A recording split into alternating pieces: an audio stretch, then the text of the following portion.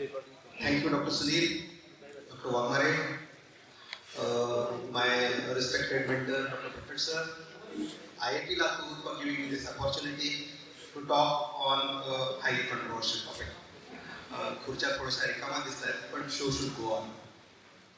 So starting with this topic of subclinical hypothyroidism. What exactly is this subclinical hypothyroidism?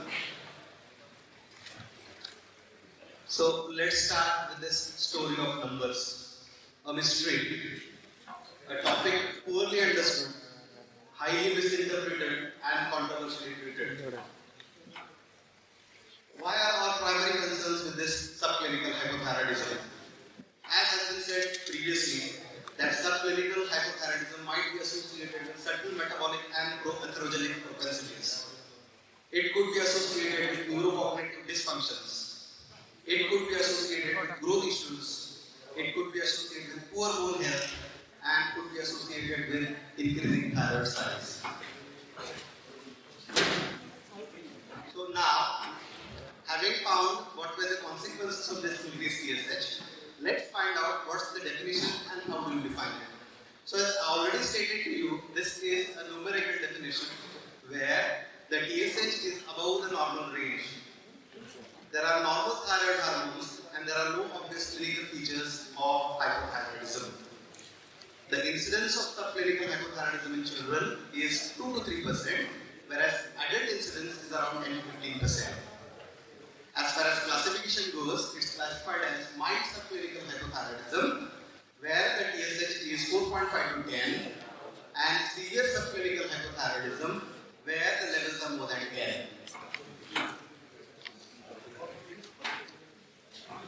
So why is this TSH a controversy? A TSH is a very versatile molecule. It's a variable molecule which is affected by diurnal variation, where the levels are quite high at the time of night and radar is reached in the afternoon. It has a versatile secretion and it's affected by food, drugs and stress. So while interpreting this TSH results, we have to take into account that all these factors could affect our TSH levels. Third important thing is the assay. There are numerous assays which are available in our practice, like radioimmun assay, immunoimmunous assay, or ultrafiltration techniques. And all this going to affect the level of TSH that is measured in the blood. Next, there is no reference standards for pediatric population. So what to treat and what is normal TSH is highly controversial issue as far as pediatric population goes. Coming on to etiology of subclinical hypothyroidism, the most important cause of subclinical hypothyroidism is Hashimoto's thyroiditis. The second important cause is youth thyroid sick syndrome. What is this youth thyroid sick syndrome? Whenever a child has an illness, your thyroid levels go down, the TSH goes down. This is the adaptive response. But when the illness goes down, the thyroid hormone increase as a result of increasing TSH. So, by interpreting this level of TSH, what is more important is the child should be free from illness for around 1 month. Next, obesity. Highly common nowadays where you get children with obesity, and if you just look at the growth chart, if the child is growing normally, if the child is growing excessively, then you may have the chances of getting TSH high. And this is because of the effect of leptin on the TRH. Next, drugs. The most common anti-epileptic drugs and nephrotic syndrome could be one of the important reasons for increasing TSH.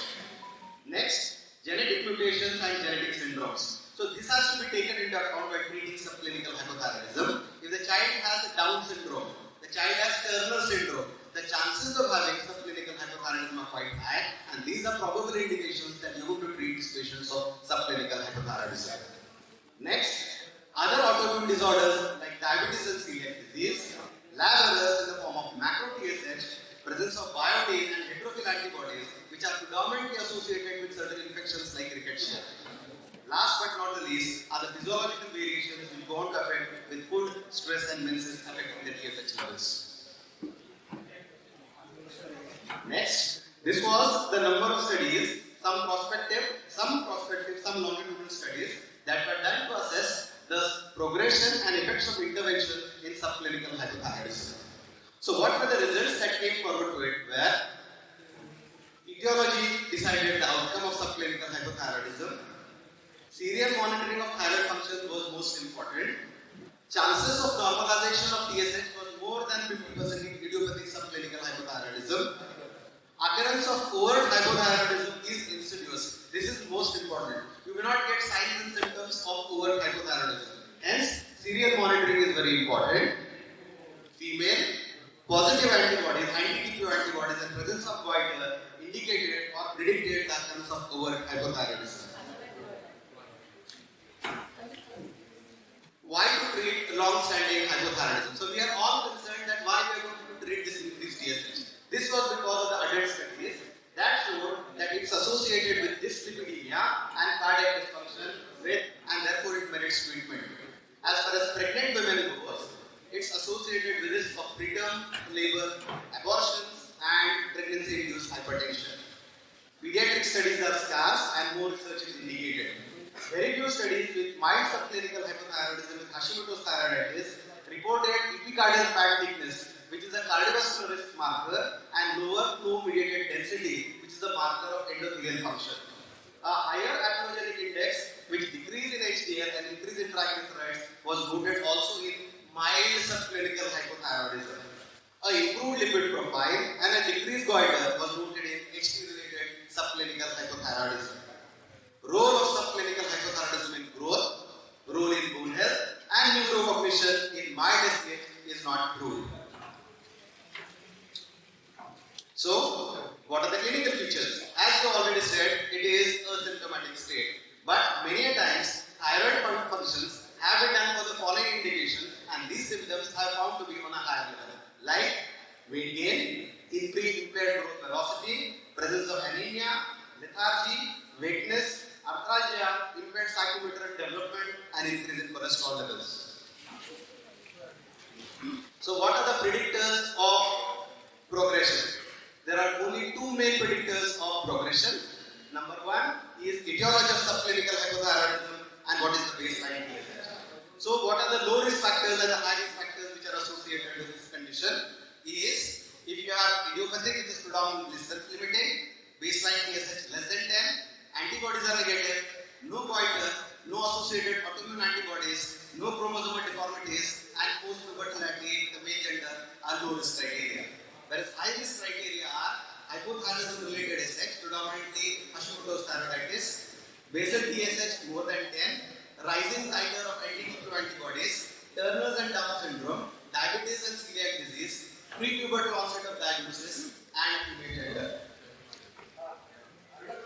So whether to treat or not, one important aspect that can be associated with this condition is TSH more than 10 you are going to treat irrespective of etiology.